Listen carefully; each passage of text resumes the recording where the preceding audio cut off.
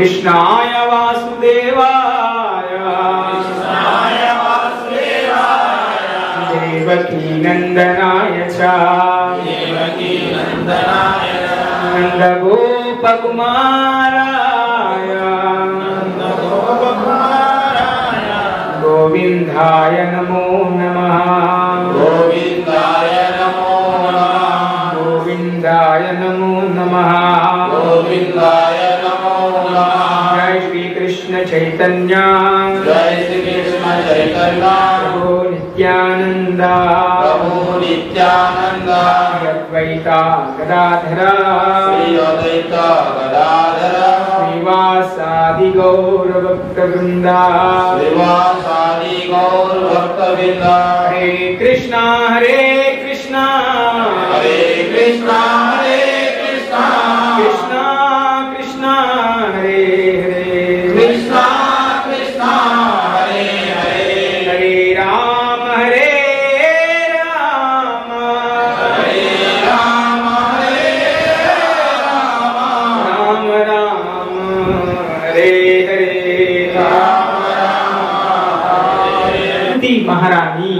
कुंती महारानी की जय। నిల్లు పాతావడెను చూడన్నా కొన్నాళ్ళు ఏలిన కొంప పాతావడెను చూడన్నా. మేము అనుకుంటుంటే ఇట్లా పాట పాడితే ఈ ఇల్లు పాత పడ్డదేమో దాని గురించి వాడుతుందేమో అనుకునేవాళ్ళం. అప్పటికి తెలీదు, మొన్నటి వరకు కూడా తెలీదు, ఆధ్యాత్మికమైనటువంటి జ్ఞానం వచ్చే వరకు తెలియదు ఈ తత్వం జ్ఞానం ఉంటున్నాం. ఇల్లు పాతావడెను చూడన్నా కొన్నాళ్ళు ఏలిన కొంప పాతావడెను చూడన్నా. ఇల్లు పాతావడెను చూడు ఎల్లకాలం మేలే ఇల్లు మల్లగడదామన్న కుదిరది మహిమతో గట్టిన ఇల్లు. ఏం పాడుతున్నారే మొదలవుతున్నారు. మల్లగడదామంటే కుదరదు మహిమతో గట్టిన ఇల్లు. ఇల్లు పాతావడెను చూడన్నా కొన్నాళ్ళు ఏలిన కొంప పాతావడెను చూడన్నా. అంటే ఆ తర్కములు ఎలా ప్రార్థిస్తున్నారంటే ఇల్లు అంటే ఏది? అప్పుడు ఇప్పుడు మీరు ఏమనుకుంటున్నారు ఈ పాటిని? ఏదో ఇల్లు గురించి చెప్తున్నారు అనుకుంటున్నారు కదా. కాదు, ఆ వృద్ధాప్యం వచ్చిన తర్వాత, బాల్యం అయిపోయిన తర్వాత, అవునా, మనం యవ్వనంకి వచ్చిన తర్వాత, గృహస్థ జీవనంలోకి వచ్చిన తర్వాత, భార్య పిల్లలు వాళ్ళంతా జీవనం అయిపోయిన తర్వాత, వృద్ధాప్య దశ వచ్చినప్పుడు, అంటే సన్యాసాశ్రమం అంటారు దాన్ని, సరే మన వానప్రస్థ ఆశ్రమం అంటారు. ఆ వానప్రస్థ ఆశ్రమంలోకి వచ్చిన తర్వాత నీకు వృద్ధాప్యం వచ్చిందయ్యా, ఆ ఇల్లు పాత పడిపోయింది. ఏదైతే నీ శరీరం ఉందో ఈ శరీరం గురించి పాడుతున్నారు వాళ్ళు, ఈ దేహం గురించి పాడుతున్నారు. ఈ దేహము పాతదైపోయిందయ్యా, ఇల్లు పాత పడిపోయిందయ్యా, గ్రహించండి అయ్యా, పాత పడిపోతుంది ఇది. ఇల్లు పాత పడిపోతే దాన్ని మళ్ళీ తిరిగి చేసుకోవచ్చు, రూఫ్ మార్చవచ్చు, గోడలు మార్చవచ్చు, పెయింటింగ్ చేయొచ్చు, కొత్తగా చేయొచ్చు. కానీ దీన్ని మారుస్తాము, మళ్ళీ యవ్వనంగా చేయగలుగుతాము. మళ్ళా కడదామంటే కుదరదు మహిమతో. అంటే మరి చెప్తారు తర్కంలో, మళ్ళీ కట్టాలంటే కుదురుతుందా? మళ్ళీ మళ్ళీ జన్మ వస్తుందా? ఇస్తుందా తల్లి? ఇవ్వదు కదా. ఎలా అయితే పుట్టినప్పుడు తల్లి తన గర్భంలో శిశువుని దాచినప్పుడు శాస్త్రంలో చెప్పబడి ఉంది, శిశువు మొట్టమొదటిగా తల్లకిందులుగా ఉంటారు. ఎట్లయితే ఒక బాగా దిట్టమైనటువంటి ఒక రూమ్ లో, ఒక గదిలో ఏ కిటికీలు ఏవి లేకుండా బాగా గాఢంగా బంధించేసి తల్లకిందులుగా వేలాడదీస్తే ఎంతసేపు ఉంటాం మనం? అట్లాంటిది గర్భంలో శిశువు ఎలా ఉండాలి? 9 నెలలు ఉండాలి కదా. ఎంత అవస్థ కదా. తల్లి గారం తింటే మంట, తీపి తింటే కొల తంట, పిలుపు తింటే సర్ది, ఏదో ఒక రకమైనటువంటి బాధలు అనుభవించాలి ఆయన. అంత బాధలో ఉన్నటువంటి శిశువు తల్లి గర్భంలో తల్లి మోస్తూ ఉంటే 6-7 నెలలకి ఆయనకి హృదయం ఎప్పుడు స్టార్ట్ అవుతుందో ఎవరికి తెలియదు. ఆ హృదయం అనేటువంటి ఇంజన్ ఎప్పుడు స్టార్ట్ అయిందో ఎవరికి తెలియదు. ఆ 9 నెలలు సమీపిస్తున్నప్పుడు ఆయనకి జ్ఞప్తి వస్తుందంట. పూర్వజన్మ జ్ఞప్తికి ఇస్తారు భగవంతుడు 9 నెలలు అయిపోగానే. ఆ జ్ఞప్తిలో ఆయన ఏం చేస్తారంటే, అయ్యా నా యొక్క పూర్వజన్మ తప్పులన్నీ నీ కాయు తండ్రి, నేనేమేమి చేసినా అన్నీ కూడా నాకు మన్నించుండు. నేను ఇప్పుడు ఇక నేను లాస్ట్ జన్మలో కొలవాలి, ఇప్పుడు మాత్రం ఖచ్చితంగా నువ్వు నాకు బయటపడి నేను ఉండలేకపోతున్నా, అవునా, ఈ దీంట్లో గాలి ఆడతలేదు, ఏం ఆడతలేదు, నేను బయటకు వచ్చేయాలి, నాకు భరించడానికి వీల్లేదు, నన్ను బయటపడి తండ్రి నన్ను సురక్షితంగా ఇప్పుడు నేను బయట పోగానే నీ నామము, నీ కీర్తన, నీకోసమే జీవితం చేస్తాను అని అనేసరికి భగవంతుడు జన్మ ఇచ్చేస్తానండి. బయటకి ఇస్తే బయటకు వచ్చిన తర్వాత మనం ఏం చేస్తాం? మాయ రెడీగా ఉంటుంది అనమాట పట్టుకోవడానికి. బయటపడగానే ఏడిస్తాడు. సో దుఃఖాలయం అశాశ్వతం, ఈ దుఃఖాలయమైనటువంటి భౌతిక జగంలోకి వచ్చేసినాం. మాయ రెడీగా ఉంది, పట్టేసుకుంటాం. దైవీ హేష్యా గుణమై మమ మాయా దురత్యయ. భగవంతుడు చెప్తున్నారు ఏమంటే, ఈ దైవ గుణమైనటువంటి నా గుణమైనటువంటి మాయ నేను తప్ప అన్యులు దాటడానికి సఖ్యం కానే కాదు. ఎవరు దాటాలి? భగవంతుడి నామం పట్టుకున్న వాళ్ళే దాటాలి, భగవంతుడి సేవ చేసే వాళ్ళే దాటాలి, భగవంతుడి భక్తి చేసే వాళ్ళే దాటాలి, మిగతా వాళ్ళు దాటడానికి లేదు. సో అలా మనం తల్లి గర్భంలో ఉన్నప్పుడే భగవంతుని ప్రార్థన మొదలు పెట్టేశాం, భగవంతుని స్తుతించడం మొదలు పెట్టినాం. మన జన్మ యొక్క లక్షణం భగవంతుని స్తుతించడమే, భగవంతుని ప్రార్థించడమే. కాకపోతే బ్రహ్మ తల్లి గర్భం నుంచి వచ్చిన తర్వాత మనకి స్తుతించే విధానం మర్చిపోయాము, మనం ప్రార్థించే విధానం మర్చిపోయాము, మనం ప్రార్థించేటువంటి లక్షణాలని కోల్పోయాము. ఎందుకంటే మనకి జన్మనిచ్చిన తల్లి తండ్రులకి తెలియదు ఎలా భగవంతుని ప్రార్థించాలి, ఎలా భగవంతుని స్తుతించాలి తెలియదు. అందుకనే చాలా మంది ఈ రోజుల్లో అంటున్నారు మన సనాతన ధర్మం ఎప్పుడో గొప్పది. సనాతన ధర్మంలో ఏం చెప్తున్నారండి అంటే, తల్లి గర్భస్థ ఆశ్రమంలో ఉన్నప్పుడు, తల్లి క్యారింగ్ సమయంలో ఉన్నప్పుడు భగవద్గీత, రామాయణం, మహాభారతం ఇవన్నీ చదవమని చెప్తున్నారు. యాక్చువల్లీ శాస్త్రం చెప్తుంది. మీరు వినుంటారు, లీలావతి తను గర్భవతిగా ఉన్నప్పుడు ఈ యొక్క నారదుని ద్వారా భగవంతుని భాగవత శ్రవణం చేస్తుంటారు. ఎవరు? తల్లి గర్భంలో ఎవరు చేస్తారు? ఎవరు చేస్తున్నారు? ప్రహ్లాదుడు గర్భంలో ఉన్నప్పుడే స్తుతి చేస్తున్నారు, చెప్తున్నారు, అంటున్నారు. వాళ్ళ తల్లి పడుకునడిపోతే గర్భంలో నుంచి అని ఊగొడుతున్నారు భగవంతుడు. నారద మహర్షి భగవంతుడి గురించి చెప్తే మనం అనుకుంటున్నాం అది సినిమాలో, కానీ నిజం అది. మనకి గర్భాధారణ సంస్కారం అని ఉంటుంది. గర్భాధారణం చేయడం అనేది తపస్సు. ఒక స్త్రీకి 9 నెలలు 10 నెలల తపస్సు అని చాలా మందికి అనుకుంటారు. కానీ స్త్రీకి అసలు పిల్లవాడు పెద్ద అయ్యే వరకు, 1 సంవత్సరం వచ్చే వరకు కూడా తపస్సు కిందే లెక్క. సో అలాంటి తపస్సులో స్త్రీ ఉన్నప్పుడు ఎంత తపస్సు, ఎంత నిష్టగా చేస్తే అంత మంచి సంతానం ఉత్పత్తి అవుతుంది సమాజానికి. అట్లాంటి సంస్కరణం మనం ఇవ్వడం మన స్త్రీ యొక్క బాధ్యత, తల్లిదండ్రుల యొక్క బాధ్యత. ఖచ్చితంగా ఇవ్వాలి. దీనికి గర్భాధారణ సంస్కారం అంటారు. కాబట్టి ఏ స్త్రీ అయితే గర్భాధారణ సంస్కారం చేస్తుందో, అందుకనే మన వాళ్ళు పెద్దవాళ్ళు మనము ఏది పెట్టినా కూడా మనం అనుకుంటాం తప్పు కాదు. ఇప్పుడు మనము ఎన్నో నెలలు చేస్తారు, మనకి 5 శ్రీమంతం చేస్తారు కదా, 5 నెలలకు చేస్తారు. ఎందుకు చేస్తారు తెలుసా? అది దాని గర్భాధారణ సంస్కారం అంటారు. అంటే ఇది శాస్త్రోక్తంగా జరగాలి. గర్భాధారణ సంస్కారం అక్కడ కూర్చుండబెట్టి తల్లికి మంచిగా కీర్తన చేపిస్తూ, కీర్తన చేయాలి, అందరూ ఆమెను అక్కడ కూర్చోబెట్టి కీర్తన చేయాలి. ఏవైతే భగవంతుడికి నివేదిస్తామో అవన్నీ ఆమెకి తీసుకుపోయి పెట్టాలి, భగవంతుడి కథ చెప్పాలి. కనీసం ఆ సమయంలోనైనా భగవంతుడి యొక్క శ్రవణము ఇవంతా కీర్తన ద్వారా, సేవ ద్వారా ఆమె అందులో లీవనమైపోవాలని చెప్పేసి, ఆ కడుపులో ఉన్నటువంటి బిడ్డ సో భగవంతుని అంశాన్ని పోసుకోవాలని చెప్పేసి అలా శ్రీమంతం, అది అలా జరగాలి. శ్రీమంతం శాస్త్రోక్తంగా జరగాలి గర్భోధారణ సంస్కారం. కానీ మనం ఈరోజు ఏం చేస్తాం? ఏమంటా చేస్తాం, అలంకారంగా వండుతాం, ఇంకేమైనా వండుతాం. కాదు, వంటకాలు వండడం అనేది ఉత్తమం. కానీ అన్నిటికంటే ఉత్తమం ఏంటంటే మన ఇళ్ళల్లో ఎవరు గర్భాధారణ సంస్కారంలో ఉన్నా వాళ్ళకి వాళ్ళ ఇంట్లోకి పిలిచి భగవద్గీత పారాయణం చేయాలి, వాళ్ళ ఇంట్లో రామాయణం చెప్పాలి, వాళ్ళ ఇంట్లో కథ చెప్పాలి, ఆమెని గుడికి తీసుకెళ్ళాలి, ఎక్కడ సత్సంగం జరుగుతుందో అక్కడ తీసుకెళ్లి కూర్చుండబెట్టాలి. ఇంకేముందంటే శాస్త్రంలో మంచి వాయిద్యాలు వినిపించాలి, మంచి ఫ్లూట్ కానీ మంచి తబలా కానీ, ఆమెకి ఏ సౌండ్ ఇష్టంగా ఉంటుందో దాన్ని వినిపించాలని అంటారు. దానివల్ల ఆ గర్భంలో ఉన్నటువంటి శిశుకి జ్ఞానం అనేది ఉత్పన్నం అవుతుంది, అక్కడే తెలుస్తుంది గర్భం. కానీ మనం ఏం చేస్తున్నాం ఈ రోజులలో? సో చేయకూడనటువంటి సంస్కారాలను చేస్తున్నాం. గర్భంలో ఉన్నాం. సినిమా చూడాలనిపిస్తుంది, ఎక్కువ వేరే వేరే సీరియల్ చూడాలనిపిస్తుంది, పడుకోవాలనిపిస్తుంది, ఏవేవో తినాలనిపిస్తుంది. ఇవి కాదు, ఇవి కోరికలు కాదు, ఇవి కేవలం మీకు సంబంధించిన కోరికలు. కానీ మీరు తపస్సులో ఉన్నారని తెలుసుకోవాలి. స్త్రీ తాను తపస్సులో ఉందని తెలుసుకోవాలి. సతీ సక్కుబాయి చూస్తారా? సినిమా ఎప్పుడైనా? సతీ సక్కుబాయి అని ఒక పతివ్రత. ఆమె కృష్ణుడి భక్తురాలు, చాలా గొప్ప భక్తురాలు. ఆమె ఏం చేస్తుందంటే, ఇలానే భగవంతుడి యొక్క పెళ్లి అయిన తర్వాత కూడా స్తుతించడం మానదు, అంటే ప్రార్థించడం మానదు.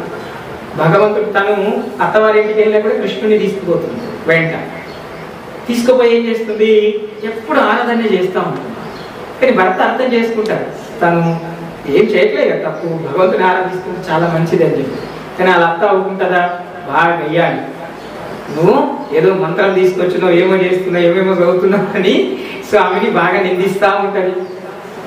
ఒకరోజు నూకేస్తే ఆ విగ్రహం ఆడ పోయి పగిలిపోతుంది. మళ్ళీ విగ్రహం అతుక్కుంటా చూసి, అమ్మో నువ్వు విగ్రహానికి ఏమో చేసుకొచ్చినావు, ఏమో మాయ చేసుకొచ్చినావు, ఏదో చేసుకొచ్చినావు మంత్రం, ఇది ఇంట్లో ఉంటే ఇల్లంతా కథ కింద మీద అయిపోతుందని చెప్పి చాలా హింసిస్తూ ఉంటారు. వాళ్ళంతా మహారాష్ట్రకి సంబంధించిన వాళ్ళు పెద్ద జొన్నలు అవన్నీ పెడతారు. ఈ పొద్దున వరకలు నువ్వంతా పిండి చేయాలని అంటారు.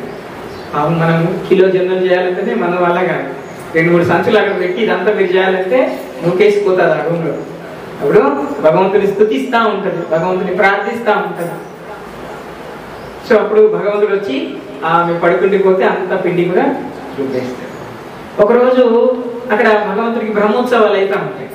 భగవంతుడు చూడాలని మీకు బాగా కోరిక, ఎట్లా చేయాలి, అందరూ పోతున్నారు. ఇట్లా లింబాద్రి జాతర అవుతున్నారు, మన ఇంటి ముందు నుంచి అందరూ పోతున్నారు. అయ్యో అందరూ పోతున్నారు, నేను కూడా పోతే మంచిగా ఉంటుండే, భగవంతుని దర్శనం చేసుకుంటే బాగుంటుండే. దాని మనసులో ఆ భావం మనల్ని పరిగెత్తిస్తుంది. అప్పుడు ఆమె ఏం చేస్తుందంటే, పోవాలి. అట్లా పోతుంటే పట్టుకొచ్చి ఆమె ఎంటికల్ని పట్టుకొని వచ్చి వాళ్ళ అత్తగారు తీసుకొచ్చి ఆ స్తంభానికి కట్టేసి కొడతా ఉంటారు. కొడుతూ ఉంటే అప్పుడు కొడుతుంటే ఆమె మూర్చిల్లిపోతుంది. ఇలా మూర్చిల్లిపోతే వాళ్ళ భర్త రూపంలో భగవంతుడు వస్తాడు. భగవంతుడు వాళ్ళ భర్త రూపంలో వచ్చి, సో ఏం సక్కు నువ్వు ఇక్కడ ఇట్లా ఉన్నావు, అందరూ భగవంతుడి దర్శనానికి పోతున్నారు అని అంటే, మరి ఇట్లా అత్తగారు నన్ను ఇట్లా బంధించారు, నన్ను కొడుతున్నారు, నేను ఎట్లా వెళ్ళాలంటే లేదు నేను వదిలేస్తా అని కట్లన్నీ ఇప్పేస్తే ఆమె పరిగెత్తుకుంటూ వెళ్ళిపోతుంది. మరి అత్తగారు వస్తే ఈ స్తంభానికి ఉండాలి కదా సక్కుబాయి. భగవంతుడు ఏం చేస్తారు, తనను తాను అలా స్తంభానికి బంధించుకుంటాడు. ఇంకా ఆమె తిరిగి వచ్చేదాకా కొడితేనే ఉంటుంది ఆమె, భగవంతుడు భరిస్తూనే ఉంటాడు. ఆమె కొడుతూనే ఉంటుంది దెబ్బలు, భగవంతుడు ఇలా భరిస్తాడు. లక్ష్మీదేవి అంటారు, అయ్యో అయ్యో అయ్యో ఎవరో ఆమె గురించి మీరెందుకు దెబ్బలు తింటున్నారయ్యా, అయ్యో మీరు నా నాథుడు కదా, ఎవరి నాథుడి గురించో మీరెందుకు దెబ్బలు తింటున్నారు. సో అప్పుడు భగవంతుడు చాలా ఆనందపడుతున్నాడు ఆ దెబ్బలు తగులుతూ ఉంటే. అంటే అప్పుడు అంటే ఎంత గొప్ప మనసు ఉంటుంది చూడండి. భగవంతుడు ఒకవేళ భక్తులు ఎలా స్తుతిస్తే, భగవంతుడిని ఎలా స్తుతించడం తెలిస్తే, భగవంతుని ఎలా ప్రార్థించాలో తెలిస్తే, దాని గురించే నేను చెప్తున్నాను గత 3 వారాల నుంచి. ఎక్కడో వెతకాల్సిన అవసరం లేదండి, హృదయంలో భగవంతుని వెతకాలి. హృదయంలో భగవంతుడు ఉన్నాడని చూడాలి, హృదయాన్ని మార్పు చేసుకోగలిగాడు. అప్పుడు భగవంతుడు అంతటా కనిపిస్తాడు. సో కాబట్టి ఎప్పుడైతే అలా సక్కుబాయి అలా భగవంతుడి యొక్క స్థితి చేసింది, గర్భంలో ఉన్నప్పుడు ప్రహ్లాదుడి స్థితి చేశాడు. ధ్రువుడి చరిత్ర తెలుసు కదా, ధ్రువ మహారాజు ఉంటాడు, చిన్నగానే ఉంటాడు, ఎంత మా కృష్ణ అంత ఉంటాడు. ఆయనకి 2 భార్యలు ఉంటారు వాళ్ళ నాన్నకి. ఆయన ఎప్పుడైతే అలా చిన్నమ్మ వాళ్ళ ఇంటికి వెళ్తుంటే వాళ్ళ నాన్న ఎప్పుడు అక్కడే ఉంటాడు, మన ఇంటికి రాడేంటమ్మా అని వాళ్ళ ధ్రువుడు ప్రశ్నిస్తే, వస్తాడులే నాన్న, మీ నాన్న వస్తాడే, తొందరపడకని చెప్తే, లేదు ఈయన ఆగక వాళ్ళ పిన్ని వాళ్ళ ఇంటికి పరిగెత్తుకుంటుంది ఆ మహల్కి. ఆయన రాజు వెళ్తే ఇలా సింహాసనం ఉంటుంది, సింహాసనం మీద వాళ్ళ చిన్నమ్మ పిల్లలు కూర్చుంటారు. ఇలా ఆ యొక్క రాజు తొడల మీద ఇలా కూర్చుంటే ఆయన ప్రేమ చేస్తుంటే ధ్రువ మహారాజు కూడా అనిపిస్తాయి, నేను కూడా వెళ్ళి నా తండ్రి పక్కన కూర్చుంటాను, ఎవరికైనా అనిపిస్తాయి కదా. ఆయన వచ్చి ఇలా కూర్చుంటే ఆయన తండ్రి పక్కన కూర్చుంటే పెట్టుకుంటే అలా ఇంకొక సవిటి తల్లి వచ్చి నూకేస్తాడు. దిగిపోచా, నువ్వెందుకు వచ్చినావు వీడికి, నువ్వు రావద్దు అని చెప్పేసి నూకేస్తే ఆయన ఏడుచుకుంటూ వాళ్ళ ఇంటికి వెళ్ళిపోతాడు. వెళ్ళిపోయి వాళ్ళ అమ్మకి చెప్తాడు, అమ్మ సో తండ్రి ఆ స్థానంలో కూర్చున్నాడు, ఆ స్థానం మీది కాదు, నువ్వు ఇక్కడ రాజు పక్కన కూర్చుండడానికి అర్హత లేదు నీకు, నువ్వు దిగు అని చెప్పేసి నూకేస్తాడు. అమ్మ నేను అంతకంటే పెద్ద స్థానంలో కూర్చోవాలి, నేనేం చేయాలి చెప్పండి వాళ్ళ అమ్మని అడుగుతాడు. వాళ్ళ అమ్మ అంటది, ఏం చేస్తాం, ఈ లోకంలో ఈ సృష్టిలో అంతకంటే పెద్ద స్థానం భగవంతుడి యొక్క లోకమే, ఆ స్థానంలో వసించాలి. భగవంతుడు అంటే ఎవరు, ఆయన భగవంతుడు అంటే కూడా ఎవరో తెలియనటువంటి వయసు, ఆయన దేవుడు ఎవరు భగవంతుడు ఎవరు తెలియదు. అంటే ఆయన ఏ అడవిలో ఉంటాడు అని చెప్తాడు. అడవిలో ఉంటాడా, సరే అని చెప్పేసి పోయి అంతా రెడీ అయిపోతాడు అడవికి పోవడానికి. అదే ఎక్కడికి పోతున్నావు, అడవిలో ఉంటానన్నా కదా, అడవికి పోతానే. అడవిలో పోతావా, నిజం లేదమ్మా నేను పోతా, కంపల్సరీ పోయి భగవంతుడిని చూసి భగవంతుడి దర్శనం చేసుకొని అంతకంటే పెద్ద స్థానం కోరుకొని వస్తా అని చెప్పేసి వాళ్ళ అమ్మకి మాట ఇచ్చేసి సో బయలుదేరాడు. మరి బయలుదేరుతాడు, పర్వాలేదు బాగానే ఉంది, కానీ ఏమంటే భగవంతుడు దొరుకుతాడో తెలియదు, ఎలా స్థుతిస్తే భగవంతుడు దొరుకుతాడో తెలియదు, ఏమని స్థుతిస్తే భగవంతుడు దొరుకుతాడో తెలియదు. ఎక్కడికి భగవంతుడు కావాలి, దడ నడుచుకుంటా పోతున్నాయి. నారద మహర్షి కనిపిస్తాడు మధ్యలో, బాబు పోయి ఏమో చేసినట్టే కొడుతున్నాడు కానీ సాయం చేయాలి కదా. నారద మహర్షి అలా మధ్యలోకి వచ్చి, ఎక్కడికయ్యా పోతున్నావు, గింతున్నావు, లేదు మా అమ్మ చెప్పింది అడవిలో భగవంతుడు ఉన్నాడంటే ఆయన్ని నేను ప్రార్థించాలి, ఆయన్ని నేను తపస్సు చేయాలి, నేను పోతున్నాను. సరే ఏమని స్థుతిస్తావు, ఏమో తెలియదు పోతున్నా అంతే. అరే తెలియకుండా ఎట్లా పోతావు, ఏదో ఒకటి తెలియాలి కదా, ఎట్లా ఒకటి స్థుతించాలి కదా నువ్వు. స్థుతించాలి, ఏమని స్థుతించాలి, సో చెప్తారా, ఓం నమో భగవతే వాసుదేవాయ అని అనండి అని అంటే అలా తీసుకుని పోయి అదే పట్టుకుంటాడు. ఓం నమో భగవతే వాసుదేవాయ, ఓం నమో భగవతే వాసుదేవాయ. సో ఇలా భగవంతుడి నామం చెప్తానే ఉన్నాడు. చెప్తుంటే భగవంతుడు ప్రత్యక్షమై ఆయనకి ధ్రువలోకం అనేటువంటి ఒక కొత్త లోకాన్ని సృష్టించి, ఒక లోకాన్ని సృష్టించి భగవంతుడు ఇచ్చేస్తాడు. అందుకని పెళ్ళి అవుతాడు చూపిస్తారు, చూడండి ధ్రువ నక్షత్రం కనిపిస్తుంది, చూపిస్తారా ఏం నక్షత్రం అది, అరుంధతి నక్షత్రం, అరుంధతి లోకం దాని పక్కనే ఉంటుంది, అవునా. సో అట్లా భగవంతుడు ఆయన యొక్క స్తుతి చేత, భగవంతుడి యొక్క ప్రార్థన చేత ఆయన సొంత లోకాన్ని పొందగలిగినాడు. మనం అనుకున్నాం అలానే గజేంద్రుడు ఎట్లా, మనం గజేంద్ర మోక్షం గురించి చెప్పుకున్నాం లాస్ట్. ఆ గజేంద్రుడు నీళ్ళలో ఉంటే చూడండి, గజేంద్రుడు ఏమన్నా వేదాలు చదివిందా, గజేంద్రుడు ఏమన్నా భగవద్గీత చదివిందా, గజేంద్రుడు ఏమైనా గుడిపోయిందా, మరి ఎందుకు ఆయనకి మోక్షం వచ్చింది, ఎందుకు ఆయన వైకుంఠంకి పోయిండు. చూడండి జంతువులు సైతము, మృగాలు సైతము భగవంతుడు కృపా కటాక్షాన్ని పొందగలుగుతాయి. అంటే భగవంతుడి యొక్క కృపని పొందడానికి, భగవంతుడి యొక్క మోక్షాన్ని పొందడానికి మనం వేదాలే చదవాల్సిన అవసరం లేదు, మనము శాస్త్రాలే చదవాల్సిన అవసరం లేదు. ఎప్పుడైతే భగవంతుడి పట్ల హృదయంలో చోటు ఉంటే సరిపోతుంది, అంటే భగవంతుడి పట్ల ప్రేమ ఉంటే సరిపోతుంది. ఆ ప్రేమని తయారు చేసుకోమంటున్నారు భగవంతుడు. ఆ ప్రేమని తయారు చేసుకో, ఎట్లయితే ఈరోజు దండ చూస్తున్నాం, ఈ దండ తయారు కావాలంటే ఏముంది, దీంట్లో దారం కావాలి, సో ఆ పువ్వుల్ని అల్లగలిగేటువంటి స్థితి కావాలి, అప్పుడే దండ తయారైనట్టుగా మనలో భగవంతుడి యొక్క భావన కలవడానికి, భగవంతుడి స్తుతించడానికి మనకి ఏం కావాలి, భగవంతుడి యొక్క భక్తుల సాంగత్యం కావాలి, ఇలా భగవద్గీత శ్రవణం కావాలి, భగవంతుని స్మరించేటువంటి సత్సంగాల్లోకి వెళ్ళాలి. అప్పుడు భగవంతుడు ఏంటంటే ఎవరో నిజంగా చెప్పేటువంటి ఆ గురువుని సమీపించాలి. అలా అయితేనే మనకి అలవాడుతుంది. మన మనసు ఎప్పుడు తాహతాహా ఉంటుంది, ఎక్కడో ఒక దగ్గర భగవంతుడిని పట్టుకోవాలి. ఎవరో చెప్తారా మీరు ధ్యానం చేయాలంటే ధ్యాన యోగంకి వెళ్ళిపోతాం, ఎవరో ఈ మొక్కులు చేయాలంటే ఆ మొక్కులకు వెళ్ళిపోతాం, ఎవరు మొత్తం తిరిగి 108 ప్రదక్షిణాలు చేయమంటే అట్లా 108 ప్రదక్షిణాలు చేస్తాం, లేదు ఎవరో శ్రీకాళహస్తిలో దక్షిణామూర్తి ఉన్నారని అక్కడ వెళ్ళి పూజ చేయమంటే అన్ని వందల కిలోమీటర్లు వెళ్ళి అక్కడ పూజ చేస్తాం, అవునా కదా.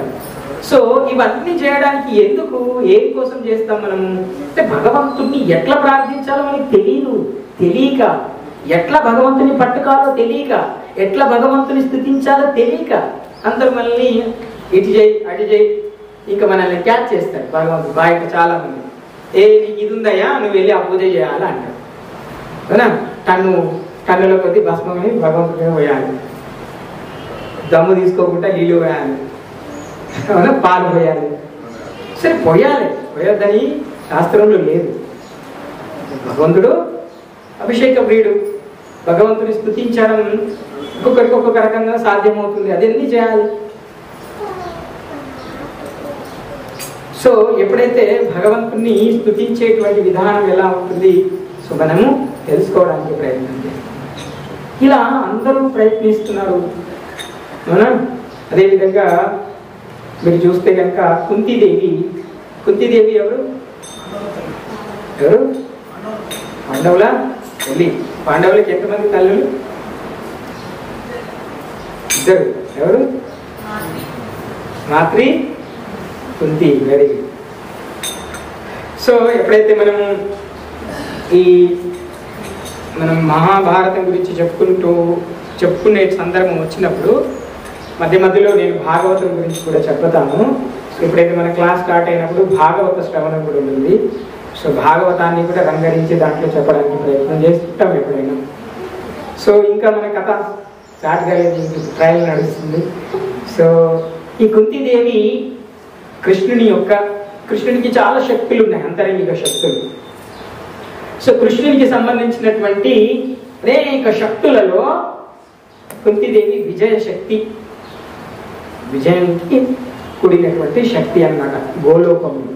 గోలోకంలో కృష్ణుడికి శక్తులు ఉంటాయి. ఆ శక్తులలో విజయానికి చిహ్నమైనటువంటి శక్తి కుంతీదేవి. యాక్చువల్లీ ఎప్పుడైతే మనం కొద్దిగా చెప్పాలి, 11 మంది రుద్రులుగా విడిపోతారు.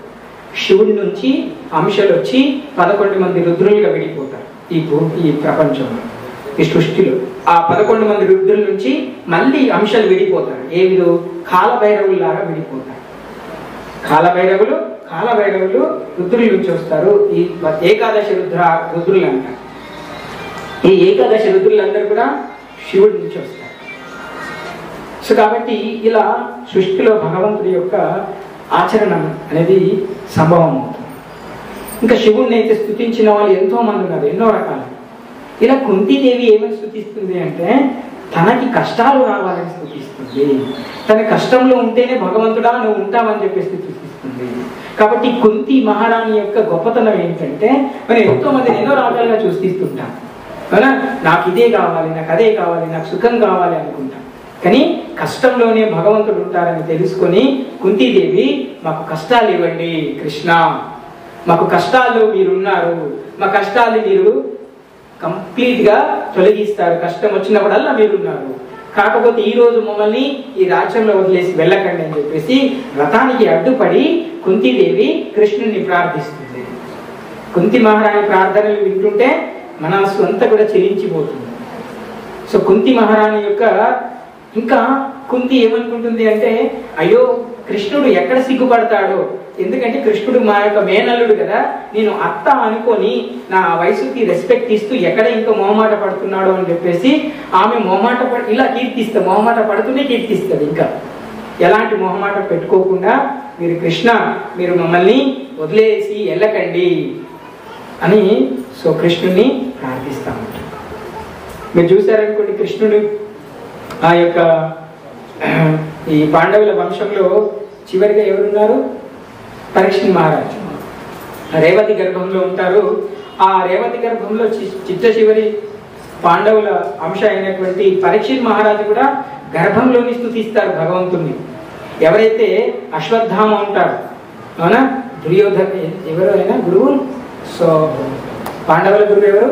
ద్రోణాచార్యుల యొక్క కుమారుడు అశ్వత్థామ ఇంకెవ్వరు ఉండొద్దని చెప్పేసి బ్రహ్మస్థాన్ని వదులుతారు. చివరికి ఆ గర్భంలో ఉన్నటువంటి శిశువు మీద కూడా వదులుతాడు ఆయన బ్రహ్మాస్త్రం, ఈయన కూడా బతకద్దని చెప్పేసి.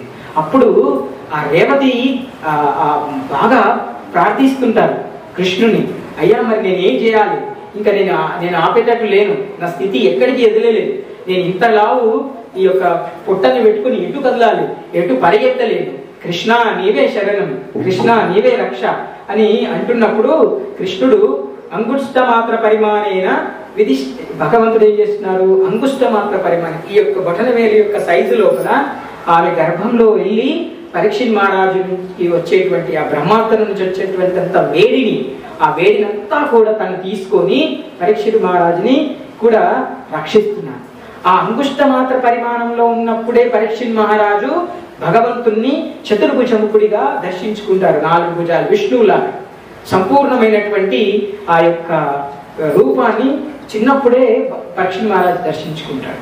అట్లాంటి పరీక్షిత్ మహారాజుకి మీరు 7 రోజుల్లో చనిపోతారని తెలిసినప్పుడు ఆయన ఏమని స్తుతించాలో భగవంతుడికి అర్థం కాలేదు, ఏమని ప్రార్థించాలో భగవంతుని అర్థం కాలేదు, ఏ వాక్యాలను చదవాలో అర్థం కాలేదు, ఏ పుస్తకాలను చదివినా 4 రోజులలో కాదు కదా, ఏ వేదాలను చదివినా 4 రోజుల్లో కాదు కదా, మరి ఏం చేయాలి, ఎట్లా నా జన్మని ఇన్ని రోజులు కూడా నేను రాజ్యానికి, ప్రజలకి, నా యొక్క కుటుంబానికి వెచ్చించాను కదా, ఇప్పుడు ఎట్లా భగవంతుడి యొక్క లోకం వెళ్ళిపోవాలి, లేకుంటే భగవంతుడు నా తండ్రి లోకానికి నేను మళ్ళీ తిరిగి ఎలా వెళ్ళాలి?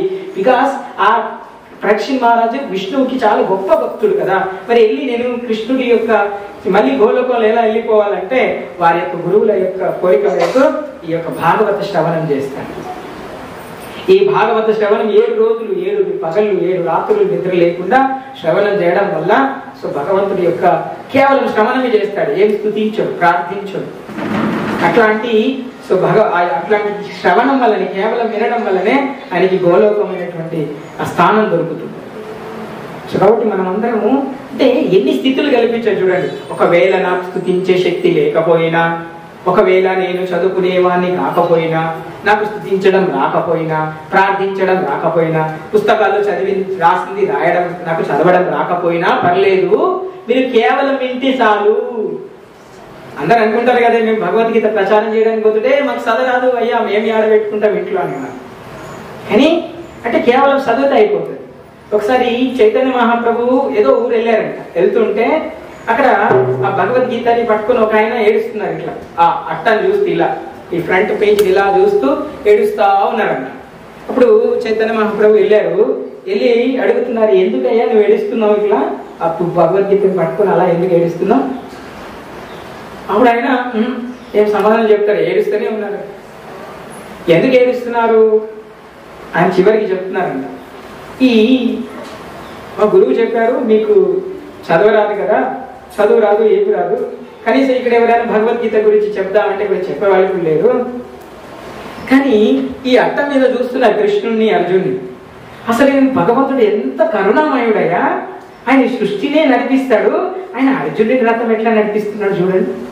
మీకు తెలుసా డ్రైవర్ ఉద్యోగం అంటే ఎట్లుందంటే కారణం కూడా కాదు, ఈ అప్పట్లో ఈ గుర్రం ఏదైతే ఈ యుద్ధం చేసేటువంటి ఆ రథానికి సారథిగా ఉండడం అంటే ఏంటంటే, ఆ యుద్ధం రథం మీద ఉన్న వాళ్ళు గుర్రం పరిగెత్తుతున్నప్పుడు, రథం పరిగెత్తుతున్నప్పుడు లెఫ్ట్ పోవాలంటే ఎట్లా సిగ్నల్ ఇవ్వాలి, లెఫ్ట్ కాలుతోటి కృష్ణుడి యొక్క ఎడమవైపు తన్నాలి. అర్జునుడు ఎడమవైపు తంతే ఎడమవైపు వెళ్ళాలి, కుడి భుజం మీద కుడి కాలుతోటి తంతే కుడి వైపు వెళ్ళాలి. అర్థమవుతుందా? అట్లాంటి భగవంతుడే సృష్టికి నడిపిస్తాడు.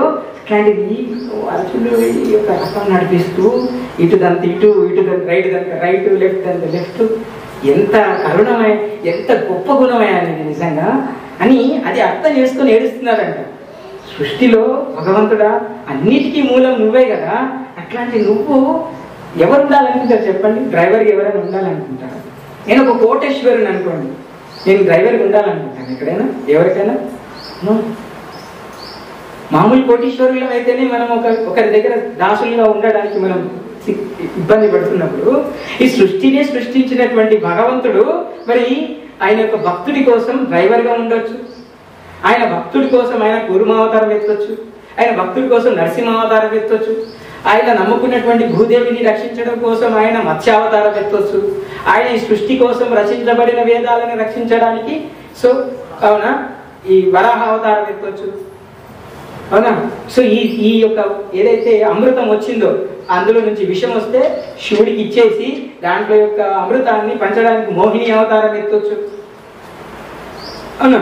ఈ యొక్క రాజులం మేము గర్వం అనుకునేటువంటి, మేమే రాజులం, మేము చెప్పినట్టుగానే జరగాలనేటువంటి రాజులందరినీ కూడా పటాపట సంపుకుంటూ పోయినటువంటి పరశురాముడిని కూడా పరశురామ అవతారం కూడా ఎత్తొచ్చు. తానే భగవంతుడు అయినా కూడా మానవ అవతారం ఎత్తారు కాబట్టి 14 సంవత్సరాలు అరణ్యవాసం చేసి దుంపలు అలమలు గడ్డి తిని పళ్ళు తిని బతికినటువంటి రామావతారం చెప్పచ్చు. ఇవన్నీ ఆయన ఎందుకు చేయాలి? ఎవరి కోసం చేయాలి? మనల్ని మెప్పించడం కోసం చేస్తున్నారు భగవంతుడు. మనల్ని తన వైపు తిప్పుకోవడానికి ప్రయత్నం చేస్తున్నారు భగవంతుడు. మనల్ని తన వైపుగా చూస్తారేమో, నన్ను చూస్తారేమో అని చెప్పేసి భగవంతుడు గుళ్ళల్లో, గోపురాల్లో, గుట్టలలో, పుట్టలలో, చెట్లలో, ప్రతి దాంట్లో కూడా భగవంతుడు కొలువై ఉన్నాడు. కానీ ఆ అన్నిట్లలో భగవంతుని చూడాలంటే ముందరగా ఎందులోనూ భగవంతుని చూడాలి? మీ హృదయంలో భగవంతుని చూడాలి. మీ హృదయంలో భగవంతుని చూడగలగాలి. కాబట్టి ఎప్పుడైతే హృదయంలో భగవంతుని చూస్తామో అన్నిట్లలో సర్వత్రా భగవాన్ వీక్షణం, అన్నిట్లలో భగవంతుడి వీక్షణాన్ని చేయవచ్చు.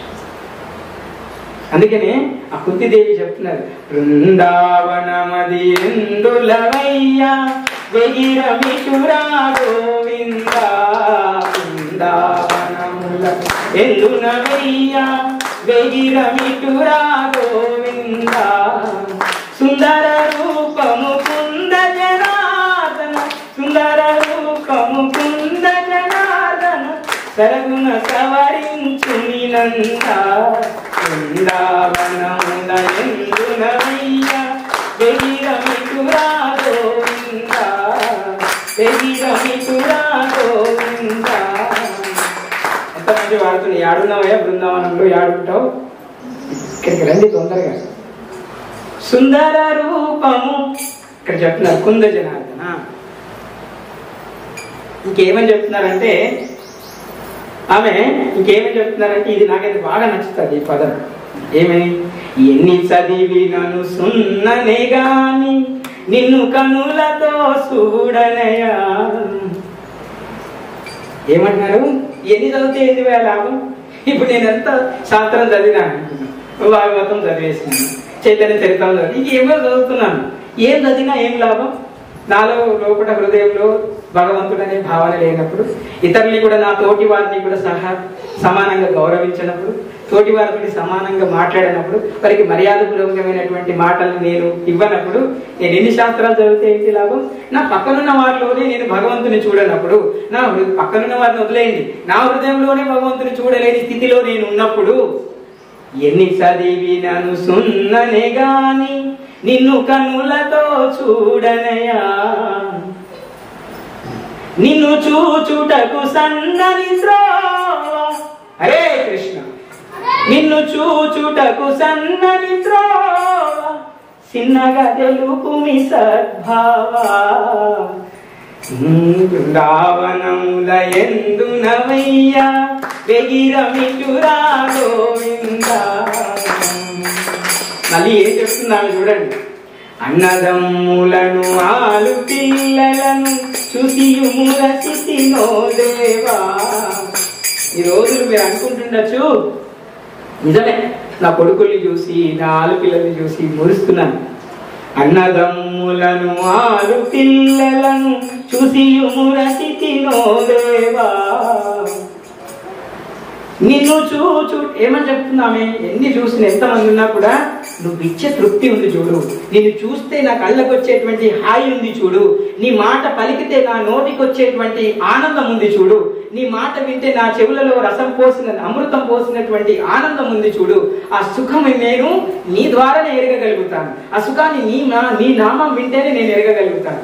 ఆ సుఖాన్ని నేను ఆనందాన్ని ఎప్పుడు అనుభవించగలుగుతాను? నీ నామం పలికినప్పుడే అనుభవించగలుగుతాను. కాబట్టి ఓ కృష్ణ, నువ్వు మాకు కష్టం వచ్చినా సరే, మీ కష్టాలు ఉంటాయి, నేను ఉంటే అనుకుంటే మీరు కష్టాల్లోనే ఉండండి, కష్టాల్లోనే మమ్మల్ని మీరు రక్షించాలి. మా కష్టాలు రావాలి, మీరు ప్రతి క్షణం రక్షించాలి. సో కాబట్టి కుంతి మహారాణి యొక్క గొప్ప ప్రార్థన ఏంటంటే కష్టాల్లో ఉండాలి, మీరు మాత్రం మా చెంతనే ఉండాలి. సో కృష్ణ దయ కలిసి సో మమ్మల్ని సుఖాల్లో వదిలేయకండి అని చెప్పి చెప్తున్నారు. కాబట్టి మనం అందరం నేర్చుకోవాల్సింది ఏంటంటే, మనం అందరము సుఖం ఇవ్వమని, శరీరానికి సుఖం ఇవ్వమని కోరుకోకూడదు. అవునా? మమ్మల్ని అందరికీ కూడా ఆరోగ్యం ఇవ్వండి, ఆ ఆరోగ్యమైనటువంటి జీవితాన్ని మీ సేవలో పెట్టడానికి కావలసినటువంటి సమయాన్ని ఇవ్వండి. మమ్మల్ని మీ యొక్క భక్తిలో కొనసాగేలాగా చివరి వంశ వరకు మమ్మల్ని మీ భక్తిలో ఉంచండి అని కోరుకోవాలి. అయ్యా, ఒక మంచి ఆరోగ్యాన్ని ప్రసాదించి మీ భక్తిలో సదా ఉండేలాగా మమ్మల్ని అనుగ్రహించమని కోరుకోవాలి. అందుకని ప్రహ్లాద్ మహారాజ్కి నరసింహస్వామి ప్రత్యక్షమైనప్పుడు సో ఏం కోరుకోవాలని అడిగితే ఆయన ఏమంటారంటే, నాకు ఇంకేం అవసరం లేదు, తొందరగా నన్ను మీ లోకానికి తీసుకోండి. అప్పుడు భగవంతుడు చెప్తారు, లేదు మీరు ఇక్కడ ధర్మ సంస్థాపన చేయాలి, ధర్మ స్థాపన చేయాలి, కాబట్టి మీరు ఖచ్చితంగా ఇక్కడ ఉండాల్సిందే. మీరు భాగవతోత్తములు, మీకు ఆల్రెడీ మోక్షానికి అర్హత ఉంది, కానీ మీరు చేయాల్సినటువంటి ధర్మం ఉంది. అందుకని ప్రతి ఒక్కరికి ఒక ధర్మం ఉంది. మనం అందరం ఒక ధర్మ నిమిత్తం ఈ యొక్క లోకానికి వచ్చినాం. కాబట్టి ఆ ధర్మం ఏంటో మనం తెలుసుకోవాలి. కాబట్టి మనం అందరం అనుకున్నాం కలియుగానికి కూడా ఒక ధర్మం ఉంది, కలియుగంకి కూడా ఒక ధర్మం ఉంది. ఈ కలియుగం అనేది కలియుగ దోష నిధిన్ రాజన్, ఈ కలియుగం అనేది దోషాలతో నిండి ఉంటుంది. మరి ఈ దోషాలతో నిండినటువంటి ఈ లోకంలో మీరు చూస్తున్నారు ఎన్ని దోషాలు ఉన్నాయి. ఆహారం కల్తీ చేస్తున్నారా లేదు, ఆహార దోషం ఉందా లేదు, ఎక్కడ నిజమైన పాలు కూడా దొరకట్లేదు కొన్ని చోట్లలో. ఆహారం కల్తీ ఉంది, విత్తనాలు కల్తీ ఉన్నాయి, వాయు కాలుష్యం చేస్తున్నాము, అవునా, అదేవిధంగా వాతావరణ కాలుష్యం చేస్తున్నాము, తినే ఆహారం కల్తీ చేస్తున్నాం, ప్రతిది కూడా దోషం. అందుకనే ఈ కలియుగం దోషాలతో నిండి ఉంటుంది. ఈ దోషాలన్నీ కూడా మన మీద ప్రభావం చూపించకుండా ఉండాలి అంటే, ఈ దోషాలన్నీ కూడా మన మీద ప్రభావం ఎరగకుండా ఉండాలి అంటే ఏం చేయాలి? భాగవతంలో సో చెప్తున్నారు, దాని కంక్లూషన్ లాస్ట్ మాటలుగా చెప్తారు ఆ శ్లోకాలలో. మనం దుర్వాసన ముందు చెప్తారు, నిమి అనే రాజు అడుగుతారు ఇలానే, ఏంటి మరి ఈ కలియుగంలో ఎలా మనం బయటపడాలి, ఈ దోషాల నుంచి ఎలా రక్షించబడాలి, ఎలా ఈ కలియుగంలో స్తుతించాలి, ఎలా ఈ కలియుగంలో భగవంతుని ప్రార్థించాలి అని అంటే, అప్పుడు దుర్వాసన ముని మనకు చెప్తున్నారు ఏమనంటే, అస్తి ఏకో మహాగుణ, ఒక సొల్యూషన్ చెప్పారు. అస్తి ఏకో మహాగుణాన్ కలియుగ దోష నిధిన్ రాజన్ చెప్పిన తర్వాత, ఈ కలియుగం దోషాలతో నిండి ఉంటుంది కరెక్టే, కానీ ఒక గొప్ప గుణం ఉంది దీనికి. కలియుగంలో ఒక గొప్ప ఆపర్చునిటీ ఉంది, వెరీ వెరీ ప్లస్ పాయింట్ అంట. ఏంటి అంటే అస్తి ఏకో మహాగుణం. ఏంటి ఆ గుణం అంటే, ఇతి షోడశనాం కలికల్పశనాశనం. ఈ 16 అక్షరాల మంత్రం కూర్పు ఏదైతే ఉందో అది ఈ కలియుగంలో ఉన్నటువంటి దోషాలన్నింటినీ పోగొడుతుంది. కాబట్టి ఈ కలియుగంలో మీరు పట్టుకోవాల్సినటువంటి మంత్రం ఏంటి, ప్రార్థించాలనుకుని ఎట్లయితే కుంతిదేవికి ఒక మంత్రం ఇచ్చారు, అలా మనకి అందరికి ఇచ్చినటువంటి మంత్రం ఏంటంటే, ఇది షోడశనాం కలికల్మషనాశనం నాతరో పరతరోపాయ సర్వవేదేషు దుష్యతే. అన్ని వేదాల యొక్క సారమంతా కూడా, అన్ని దేవతల యొక్క సారాంశం అంతా కూడా ఈ మంత్రంలో ఉండిపోయింది కలియుగంలో. ఏంటది? హరేర్నామ హరేర్నామ హరేర్నామైవ కేవలం కలౌ నాస్తైవ నాస్తైవ నాస్తైవ గతి అన్ని అర్థ. చెప్పండి, హరే కృష్ణ హరే కృష్ణ కృష్ణ కృష్ణ హరే హరే హరే రామ